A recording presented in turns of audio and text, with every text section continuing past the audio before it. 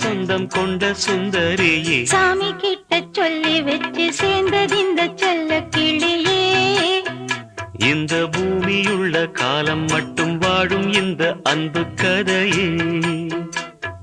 முத்துமணியே பட்டு துணியே, ரத்தினமும் முத்தினமும் சேர்ந்து வந்த சித்திரமே, சாமி கிட்ட சொல்லி வச்சு சேர்ந்தது இந்த செல்ல கிளியே.